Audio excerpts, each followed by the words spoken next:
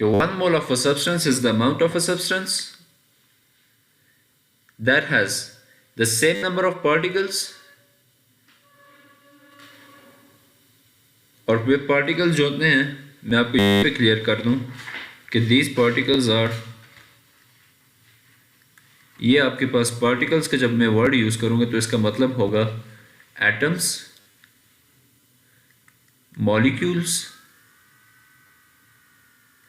और आयंस। ये तीनों बेसिकली जो है ना पार्टिकल्स में इंक्लूडेड है, राइट। अपोजिटली मैंने आपको बताया था कि हम जो भी चीज़ अमाउंट ऑफ सब्सटेंस, जो भी चीज़ हम केमिस्ट्री में मेजर करते हैं तो हम उसको कार्बन 12 के साथ कंपेयर करते हैं। अब यहाँ पे देखें, अब मैंने आपको बताया कि 1 mole of a substance is the amount of that substance that has the same number of specific particles as there are atoms in exactly 12 gram of the carbon 12 isotope। ये अपने पास नोट कर ले, मैं दोबारा रिपीट करता हूँ कि 1 mole of a substance is the amount of that substance that has the same number of specific particles as there are atoms in exactly 12 grams of the carbon 12 isotopes। अब देखें, अब नेक्स्ट चीज़ जो आती है हमारे पास वो है मोल, के MR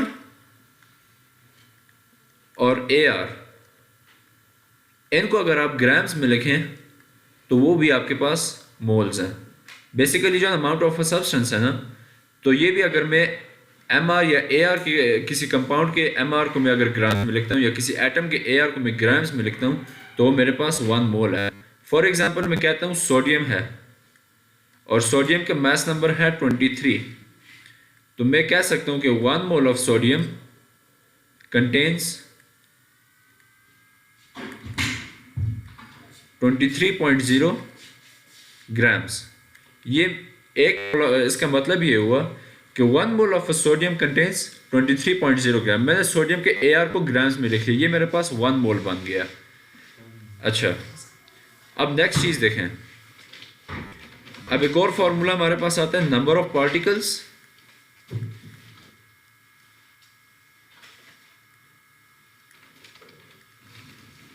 is equal to number of moles into Avogadro constant.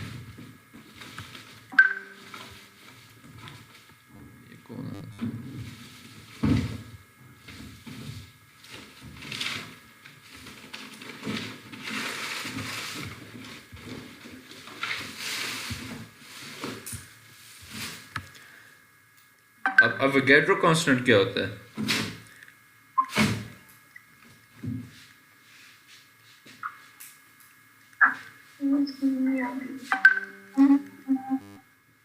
अपना माइक ऑफ कर दें जो भी है। एवोगैड्रो कांस्टेंट बेसिकली अप्लाई होता है एटम्स के लिए भी, मॉलिक्यूल्स के लिए भी और आयंस के लिए भी, और इसकी वैल्यू होती है हमारे पास 6.02 into 10 raise to power 23। Particles के लिए ये नंबर यूज कर सकते हैं हम जी, किसी भी चीज के पार्टिकल्स के लिए यही नंबर यूज कर सकते हैं हम। अब मैं आपको समझाता हूँ ना कैसे यूज करना है। ये जो है ना एटम्स के लिए इसको कैसे यूज करना है, मॉलिक्यूल्स के लिए कैसे यूज करना है और आयंस के लिए कैसे यूज करना है। अब मैं अगर किसी भी एटम से मैं स्टार्ट करूँ, फॉर एग्जांपल हाइड्रोजन है, हाइड्रोजन एटम है, ठीक है, तो मैं ये कह सकता हूँ कि 1 mole of hydrogen contains 6.02 into 10 raise to power 23 atoms, क्योंकि मैं अभी एटम की बात कर रहा हूँ फिलहाल। लेकिन अगर इसी को मैं चेंज करके कहता हूँ, फॉर एग्जांपल ऑक्सीजन मॉलिक्यूल है, तो इसमें मैं ये कहूँगा कि 1 mole of oxygen contains 6.02 into 10 raise to power 23 molecules, क्योंकि मैं एक ऑक्सीजन के एटम को नहीं देख रहा, मैं इसके पूरे मॉलिक्यूल को देख रहा हूँ। लेकिन अगर इसी को मैं ये इस तरह भी लिख सकता हूँ कि 1 mole of oxygen molecule contains 2 into 6.02 into 10 raise to power 23 atoms, क्योंकि इसमें एटम्स 2 हैं तो अब मैं इसको 2 से मल्टीप्लाई करूँगा, पहले मैं सिर्फ एक मॉलिक्यूल की सिर्फ बात कर रहा था, अभी मैं एटम की बात कर रहा हूँ। और ऑक्सीजन, एक ऑक्सीजन मॉलिक्यूल में 2 एटम्स होते हैं, राइट?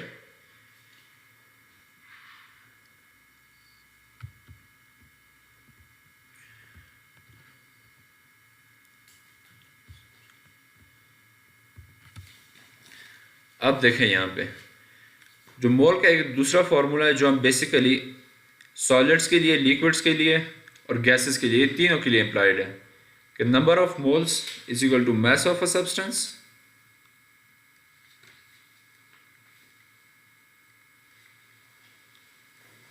डिवाइडेड बाय AR या MR। अगर एटम है तो हम AR यूज़ करेंगे और अगर कंपाउंड है कोई तो हम MR यूज़ करेंगे। अब इसी के एक एग्जांपल करते हैं यहाँ पे, और वर्क एग्जांपल नंबर 1 ये कह रहे हैं how many moles of sodium chloride are present in 117.0 gram of sodium chloride. अच्छा, फर्स्ट ऑफ ऑल मुझे क्या करना पड़ेगा, मुझे सोडियम क्लोराइड का MR फाइंड करना होगा।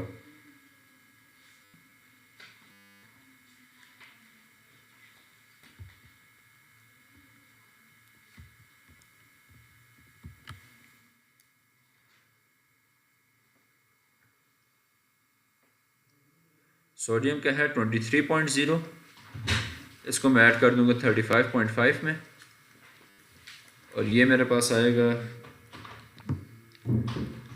ये कितना आ रहा है 68.5 68.5 58 आ रहा है सर। अच्छा सॉरी 58।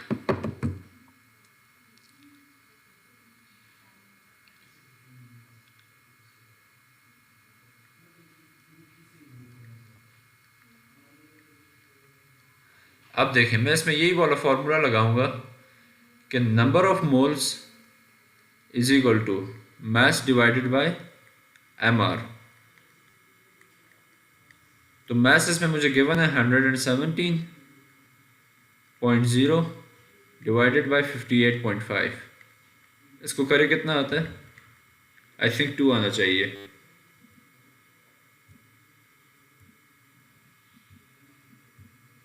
जी 2 ही आ रहा है। क्लियर हो गई ये चीज़? तो इट मीन्स कि सोडियम क्लोराइड के 117.0 ग्राम्स में 2 मोल्स ऑफ सोडियम प्रेजेंट है। अब इसी की नेक्स्ट एग्जांपल आप देखें, कह रहा है what mass of sodium hydroxide is present in 0.25 mole of sodium hydroxide. अब मुझसे यहाँ पे इसने मास मांगा हुआ है, मुझे मास फाइंड करना है और मुझे नंबर ऑफ मोल्स गिवन है 0.25। MR में फाइंड करूंगा और वो होगा 23 प्लस 16 प्लस 1 जो कि मेरे पास 40 आएगा। और मास को अगर मुझे फाइंड करना है तो मैं उसी फॉर्मूले को रीअरेंज करूंगा, number of moles into MR, और ये होगा 0.25 इंटू 40।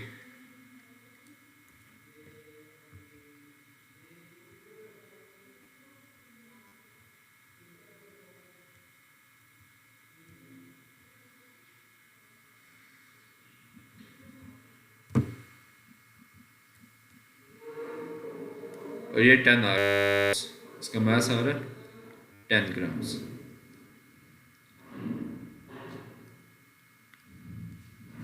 अच्छा, ये तो हमारा था मोल्स का ऑब्जेक्टिव, अब कंप्लीट हो गया। नेक्स्ट ऑब्जेक्टिव है हमारा एम्पेरिकल फार्मूला का।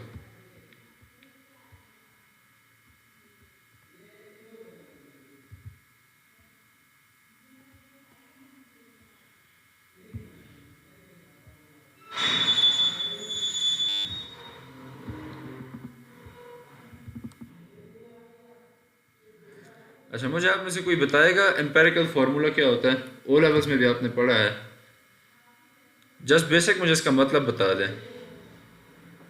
सर परसेंटेज से वो निकालते हैं मोल्स। अच्छा, नहीं, ये बेसिकली एम्पिरिकल फार्मूला शो किस चीज़ को करता है? सर कितने मोल्स प्रेजेंट है एक मॉलिक्यूल में? नहीं नहीं नहीं नहीं, एम्पेरिकल फार्मूला बेसिकली जो होता है वो simplest ratio of atoms of each element in a compound होता है। तो आप अगर लिखना चाहते हैं तो लिख लें अपने पास कि empirical formula is the simplest ratio of the atoms of each element in the compound.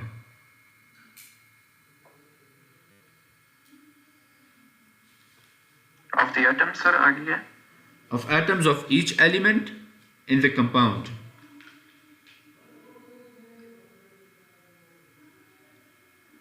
अच्छा, अब कुछ स्टेप्स हैं एम्पिरिकल फार्मूला को करने के। ये स्टेप्स अब मैं आपको डिक्टेट करवाऊंगा, आप अपने पास लिखते जाएं और इसी स्टेप्स को आपने जो है सामने रख के आपने बाकी क्वेश्चंस इसके करने हैं। और एक एग्जांपल मैं आपको करवाऊंगा और एक क्वेश्चन फिर मैं आपको खुद दूंगा। फर्स्ट स्टेप लिखें, step number 1,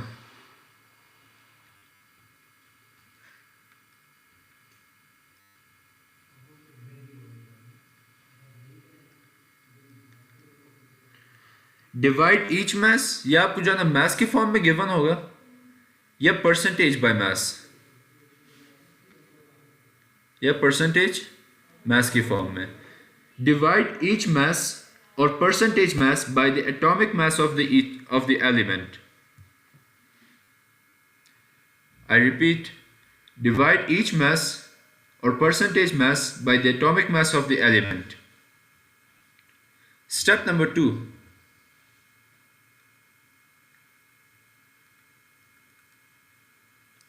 For each of the answers from step 1, divide by the smallest one of those numbers. For each of the answers from step 1, divide by the smallest of those numbers. Last step.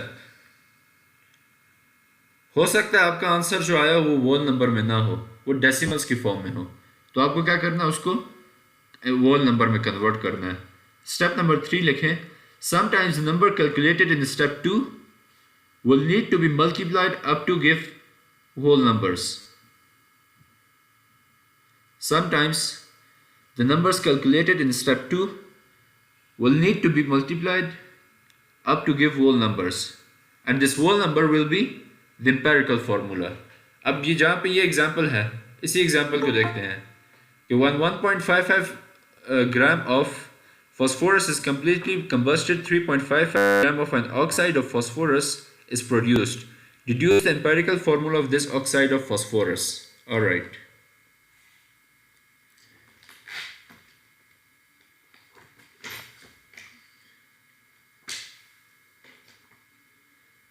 First of all आपने यहाँ पे देखना है, यहाँ पे elements लिखने हैं, phosphorus और यहाँ पे ऑक्सीजन। फिर आपने यहाँ पे अगर आपको मैसेज गिवन है तो मैस लिखना है, अगर परसेंटेजेस गिवन है तो उसको ग्राम्स में करना है। फॉर एग्जांपल अगर ये आपको गिवन है 35%, कोई भी चीज़ गिवन है और ये परसेंटेज में, तो आप इसको 35 ग्राम्स कर देंगे, राइट। अब देखें फॉस्फोरस कितने ग्राम गिवन है, 1.55, और ऑक्सीजन के कितने हैं, ऑक्सीजन का मुझे नहीं मालूम, लेकिन मुझे इतना पता है कि 3.55 gram of oxide phosphorus oxide produce हुआ है। तो मैं इससे ऑक्सीजन का मास निकालने के लिए 3.55 में से 1.5 को सब्ट्रैक्ट करूंगा, तो ये मेरे पास ऑक्सीजन का मास आ जाएगा। ये करे कितना आता है, 2.05 सर, 2.05 ग्राम, ये ऑक्सीजन का मास आ गया, राइट। 2.05 नहीं आता, गलत है, 2.00। 3.55 को 1.55 में से माइनस करना है, ऑलराइट। अच्छा सर, मैं समझ सकते 1.5 है सर। अब ये जो मुझे, अब ये तो मेरे पास फर्स्ट स्टेप हो गया। अब मैंने करना क्या है कि इनके ए आर डिवाइड करना है, और फॉस्फोरस का ए आर है 31 और ऑक्सीजन का है 16। ये करे कितना आता है,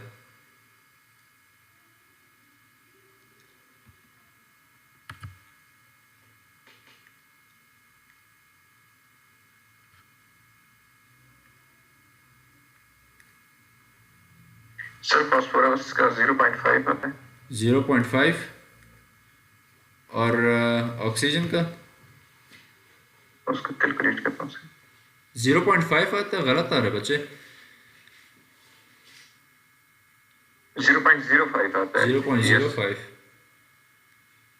और सर ऑक्सीजन का 0.125 आता है। 0.125। अब एक चीज़ अगर आप नोट करो तो यहाँ पे मैंने मोल्स ही कैलकुलेट किए हैं कि जो इनका मैसेज मुझे गिवन थे उसको मैंने AR से डिवाइड किया है। और मोल्स बेसिकली होता ही, मोल्स का जो फार्मूला है हम यूज़ करते हैं वो मास डिवाइडेड बाय AR होता है। तो हमने यहाँ पे भी इनके मोल्स ही निकाले हैं। अब ये मेरे पास हैं डेसिमल्स में, और मैं अब क्या करूँगा, मैं स्टेप 2 करूँगा कि जो सिंपलेस्ट है इनमें से जो सबसे स्मॉलेस्ट नंबर है मैं उससे डिवाइड कर दूंगा इन सारों को। तो 0.05 और इधर भी 0.05, ये इससे काट गया। और ये कितना आता है आशिर?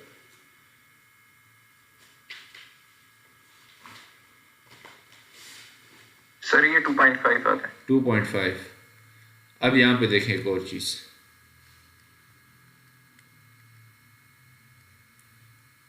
ये अब मेरे पास आ गया 1:2.5, लेकिन मुझे तो ये चाहिए वोल नंबर में। तो मैं क्या करूँगा, मैं इसको ऐसे नंबर से इसको मल्टीप्लाई करूँगा। अब ये स्टेप 3 आ रहा है आपके पास। अगर यहाँ पे इस स्टेप 2 तक आपके पास वोल नंबर में आ गया तो ठीक है, बहुत अच्छी बात है। नहीं आया तो आपने इसको वोल नंबर में कन्वर्ट करना है। कैसे? इंटीजर से मल्टीप्लाई करना है जिससे वोल नंबर आ जाए। अब फॉर एग्जाम्पल इसको अगर मैं 2 से किसी से भी कर सकते हैं। किसी से भी कर सकते हैं कि बस इसको वो बनाना है, वो नंबर बनाना है। अब इसको मैं फॉर एग्जांपल 2 से अगर मैं मल्टीप्लाई करता हूँ तो ये 2 आ जाता है और ये मेरे पास 5 आ जाता है। तो इसका मेरे पास फॉर्मूला बनेगा P2O5। किसी का कोई क्वेश्चन हो यहाँ तक या समझ ना आई हो? Bakhtawar and Manoor, yes sir, आ गई है। समझ आ गई है? Okay, let's move on. Yes sir.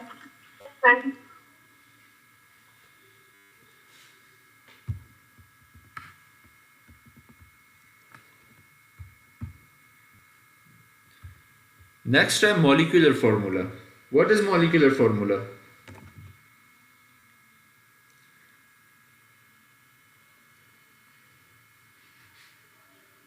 कोई आप में से बता सकेगा मुझे molecular formula क्या होता है?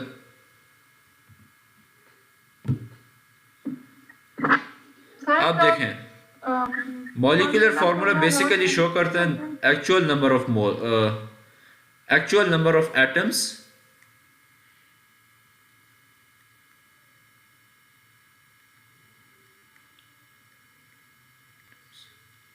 of each element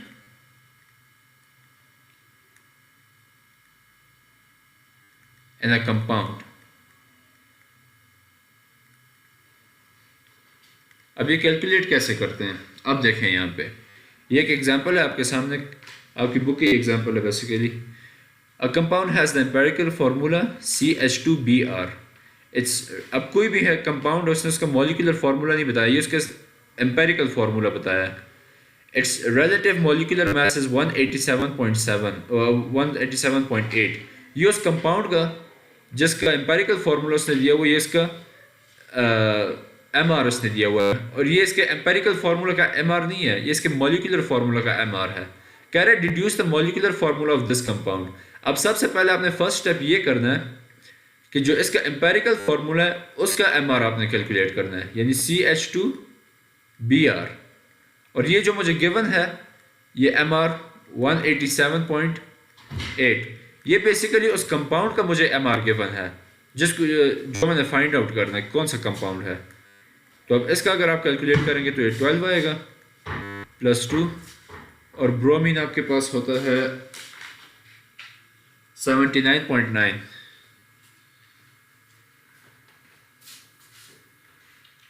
इसको ऐड अप करें कितना आता है? 12 + 2 14 ऑलमोस्ट आता है 193.9, ओह सॉरी 93। अब यहाँ पे देखें, ये जो आपके पास है मॉलिक्यूलर फार्मूला का एम आर और ये जो एम्पेरिकल फार्मूला का एम आर है, मेरे पास जो मॉलिक्यूलर फार्मूला का एम आर है उसको मैं डिवाइड कर दूंगा एम्पेरिकल फार्मूला के एम आर से।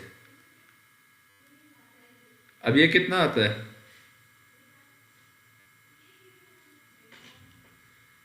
ये 2 आएगा।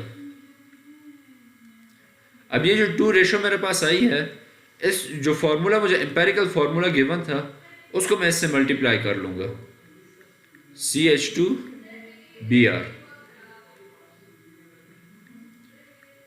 तो ये होगा CH2C2H4Br2।